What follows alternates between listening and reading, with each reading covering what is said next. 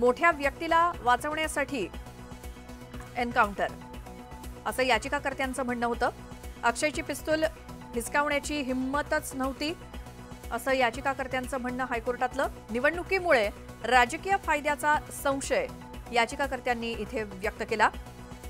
देवाचा न्याय अशा पोस्ट सोशल मीडियामध्ये फिरतायत या प्रकारानंतर, आणि अशा पोस्ट न्याय व्यवस्थेसाठी घातक आहेत, असं याचिकाकर्त्यांचं म्हणणं हायकोर्टातलं। आणि अशाच घटनांमुळे चुकीचा पायंडा पडतो। आरोपीच्या पत्नीनं बोईसर इथे दिलेल्या तक्रारीनुसार तिथे गुन्हा नोंदवला गेला। मी ॲज अ महिला बोलते की आज महिला म्हणून मला अभिमान वाटला आणि मी त्या पोलिसांचं कौतुक करते की आम्हाला सुरक्षिततेची भावना जर निर्माण व्हायची असेल तर असे एन्काउंटर झाले पाहिजे। घरच्यांकडनं देखील कुठे प्रश्न उपस्थित केले जातात, त्याच्या घरच्यांकडनं काही उपस्थित प्रश्न, पुरावे नष्ट करण्याचं काम या ठिकाणी एकूण त्याला फसवलं जात होतं, पुरावे नव्हते, जो दोषी आढळलेला आता हे बघा, पुरावे वगैरे मला तर माहिती असू शकत नाही, पण मी टीव्हीवरच बघितलं, उज्ज्वल निकम साहेब बोलले की कोर्टाकडे आणि पोलिसांकडे त्याचे सर्व पुरावे आहेत। त्या दोन लहान मुलींनी त्यांना आयडेंटिफाय केलेलं आहे, जी आयडेंटिफिकेशन टेस्ट असते त्या दोन्ही लहान मुलींनी त्याला ओळखलेलं आहे। आणि त्यांनी भरपूर उदाहरणं दिली टीव्हीवरती उज्ज्वल निकम साहेबांनी की हे एवढे सगळे पुरावे पोलिसांकडे आहेत, म्हणजे असं होऊच शकत नाही की त्यांच्या विरुद्ध पुरावे नाहीये। पण कोर्ट केस ही जितक्या वेळ चालते ना तितक्या वेळ तुम्ही महिलांमध्ये असुरक्षिततेची भावना जास्ती निर्माण होते की आज दिल्लीच्या क्राईममध्ये 6 वर्षांनी फाशी लागते। ती महिला मेल्यानंतर इतकी हॉरिबल अवस्थेत तिला मारली होती, तर त्याच्यानंतर तुम्ही 6 वर्ष त्या माणसाला जगण्याचा हक्कच नाही दिला। आपण शक्ती कायदा नुसता बोलतो, आम्हाला हा शक्ती कायदा पाहिजे। तुम्ही लोकसभेत पास करा, विधानसभेत पास करा, नका करू, आम्हाला महिलांना हा शक्ती कायदा अभिप्रेत आहे। कायदे कडक आहे, मात्र अंमलबजावणी व्यवस्थित होताना दिसत नाही कुठे, त्यामुळे असं ती डिले होते। कसं आहे, पोलिसांनी त्याचं काम केलं तरी कायद्याचा कीस पडतो। 6 वर्ष झाली की त्या मुली आहेत, त्या लहान मुली आहेत, तुम्ही 6 वर्षांनी त्यांना कोर्टात उभं केलं की त्यांच्या लक्षात राहील का ती पुरुष आहे का, तो कोण आहे, त्यांनी काय केलं, त्या किती लहान वयाचे आहेत आता। हे असे 1-2 महिन्यातच निकाल लागले पाहिजे। तुम्ही कोर्टात निकाल लावले 1-2 महिन्यात तर अतिउत्तम आहे, नाही लागले तर हे अतिउत्तम आहे। पण कुठेतरी लोकशाहीला हे सगळं मारक आहे असे देखील प्रश्न। तुम्हाला असं नाही वाटत की महिलांवरती अत्याचार होतात ते लोकशाहीला मारक आहेत? ते लोकशाहीला पूरक आहेत का? आणि ज्या स्पीडनी वाढतायत, म्हणजे मी गेल्या महिन्यात गेलो तर एका दिवसात 3 बलात्कारासाठी मी 3 महिलांना भेटले, ते लोकशाहीला पूरक आहेत असं तुम्हाला जर वाटत असेल तर हेही लोकशाहीला पूरक आहे। निवडणुका बघता आता विरोधकांनी सत्ताधाऱ्यांना कुंडीत पकडण्याचं काम मूर्ख पण आहे। मी तुम्हाला सगळ्यांना आठवत असेल की हैदराबादला एका मुलीवर बलात्कार झाला होता आणि 4 बलात्कारांना हैदराबाद पोलिसांनी ग्राउंडवरती एन्काउंटर केलं होतं। तेव्हा हेच विरोधी पक्ष आता जे सकाळी सकाळी बोंबलत आहेत त्यांच्या वृत्तपत्रात त्या हैदराबादच्या पोलिसांचं कौतुक केलेलं। तर आज हायकोर्टामध्ये आरोपीच्या बाजूनं याचिकाकर्त्यांनी केलेल्या याचिकेवरती जी काही सुनावणी सुरू आहे याच संदर्भातल्या आपण बातम्या बघतोय आणि या संदर्भात आपण बोलूयात। भाजपचे नेते प्रवीण दरेकर आहेत आपल्यासोबत। प्रवीणजी, आज हायकोर्टामध्ये जी काही सुनावणी सुरू आहे, कोर्टानं पोलिसांवरती ताशेरे ओढलेत आणि काही प्रश्न उपस्थित केलेत। हॅलो प्रवीणजी, आवाज येतोय? हो। हां, तर याचिकाकर्त्यांकडून जी काही याचिका हायकोर्टामध्ये करण्यात आली अक्षय शिंदे संदर्भात, त्यात हायकोर्टानं पोलिसांवरतीच काही ताशेरे ओढलेत, काही प्रश्न उपस्थित केलेत। नाही, मला वाटतं हायकोर्ट त्यांच्या पद्धतीनं या प्रकारात जो काही निर्णय घ्यायचा आहे, मार्गदर्शन करायचं आहे ते त्या ठिकाणी करतील।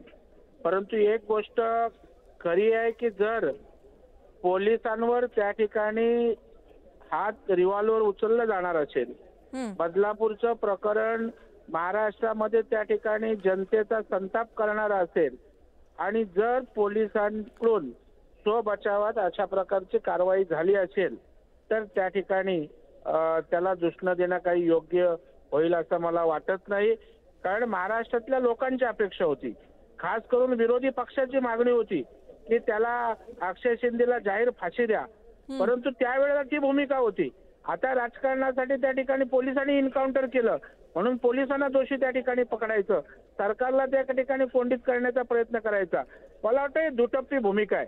आरोपीला शिक्षा झाली तर त्याचं सूतक बाळगण्याचं काही कारण नाही। लोकांना आरोपीला कडक कारवाई होण्याची अपेक्षा होती, परंतु दुर्दैवानं आता पोलिसांची हातापायी होऊन कशा पद्धतीनं झाली ही दुर्दैवी गोष्ट आहे, परंतु आरोपी हा आरोपीच आहे। बरं प्रवीणजी, विरोधकांनी जी काही बोंब उठवली होती किंवा तुम्ही जे म्हणताय तर तेच आता कोर्ट सुद्धा म्हणतंय, पोलिसांवरती प्रश्नचिन्ह उपस्थित केलंय. बघूयात आता पुढे या सुनावणीमध्ये काय होतंय. धन्यवाद, तुम्ही न्यूज 18 लोकमतशी बोललात त्याबद्दल.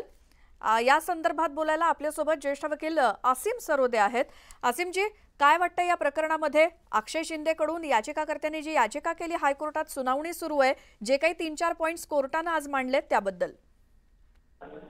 बघा, विरोधी पक्ष असो किंवा कोणत्याही पक्षातला कोणताही नेता असो, हा काही त्यांचा राजकारणाचा विषय नाहीये. आणि त्यामुळे त्यांनी तेव्हा काय म्हटलं, कोणी ते केव्हा लेख छापला, तर बिंडोक नेते हे सगळ्याच राजकीय पक्षात आणि ते एकमेकांच्या पक्षात जात येत असतात.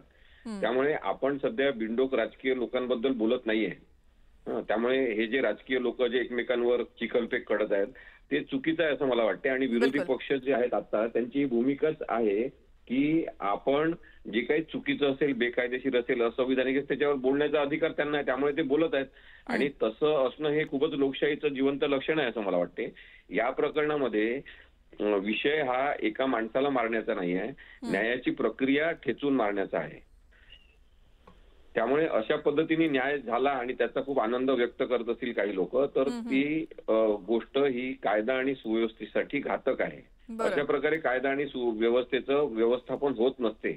आणि त्यामुळे गृह मंत्रालयाचा हा पूर्णपणे राज्यात अपयशाचा भाग आहे की अशा प्रकारे एका माणसाला तुम्ही मारलं. आता ते एन्काउंटर म्हणतात.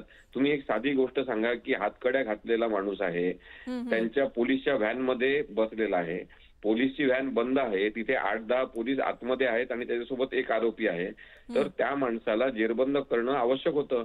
मी कालपासून हेच सांगतोय की पोलिसांच्या ट्रेनिंगचा हा भाग आहे की आधी पायावर गोळी मारली पाहिजे, त्या माणसाला निकामी केलं पाहिजे कोणताही हमला करण्यापासून, आणि तशा प्रकारे जिवंत मारण्याची गरज नसली पाहिजे, असं यांच्या प्रशिक्षणाचा भाग आहे हा. आता ही जी आहे पोलीस कोठडीमध्ये, म्हणजे एक व्हॅन आहे, म्हणजे पोलीस कोठडीमध्येच तो माणूस बंदिस्त आहे आणि त्या पोलीस व्हॅनमध्ये त्याला मारलेला आहे. त्यामुळे तो पळून जात होता किंवा तो हमला करून आमच्यावर दुरून आमच्या ताब्यातून निघून जाणार होता असं काहीच नव्हतं. त्यामुळे मला असं वाटतं की बनावट जी कथा रचण्यात आलेली आहे राजकीय हेतू प्रेरित आहे. कोणीतरी पोलिसांचा राजकीय गैरवापर केलेला आहे आणि म्हणून उच्च न्यायालयाने सुद्धा आज हे सांगितलेलं आहे की ही अत्यंत भयानक आणि बेकायदेशीर अशा प्रकारची घटना महाराष्ट्रात घडलेली आहे. बरोबर. आसिमजी, अगदी बरोबर आहे तुम्ही म्हणताय ते. आणि न्यूज 18 लोकमतशी तुम्ही